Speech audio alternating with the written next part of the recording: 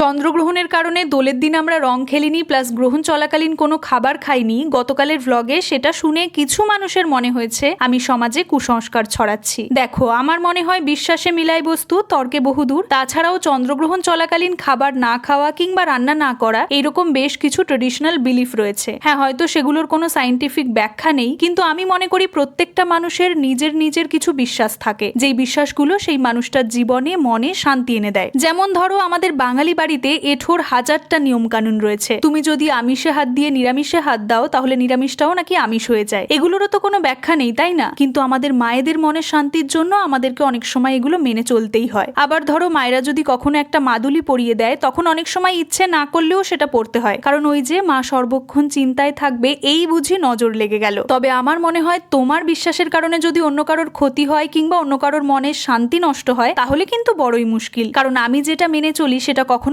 অন্য কাউকে মানতে বাধ্য করতে পারি না। আশা করি আমি বোঝাতে পারলাম। তবে আজকে হোলির দিন সকাল থেকেই আমরা রং খেলার প্রস্তুতি শুরু করে দিয়েছি। জানো তো, আমাদের তিনজনের সেম আউটফিট পরার কোনো প্ল্যান ছিল না, তবে বোনরা যেহেতু দুজনেই সেম টি শার্ট পরেছে, সেই দেখে আমিও সেম ব্লু কালারের একটা টি শার্ট পরলাম। সবাই মিলে ছাদে এসে একে অপরকে আবির মাখিয়েছি, প্লাস ওয়াটার বেলুন নিয়ে একটা ব্লাইন্ড ফোল্ড চ্যালেঞ্জও করেছি। তোমরা নিচের লিঙ্কে ক্লিক করে লং ভ্লগটা দেখে আসতে পারো, খুব ভালো লাগবে। আর এদিকে রং মেখে ভূত হয়ে অনেকটা নাচানাচি করে ক্লান্ত হয়ে সবাই মিলে একটু ঠান্ডাই খেয়ে গলা ভেজালাম। ভেবেছিলাম লাঞ্চের পর কাস্টার্ড খাবো, কিন্তু সবাই মিলে ঘুমিয়ে পড়েছিলাম, তাই সন্ধ্যায় কাস্টার্ডটা ফ্রিজ থেকে বের করলাম। চলো আমরা কাস্টার্ড এনজয় করি। দেখা হচ্ছে তোমাদের সঙ্গে পরের ভ্লগে। বাই।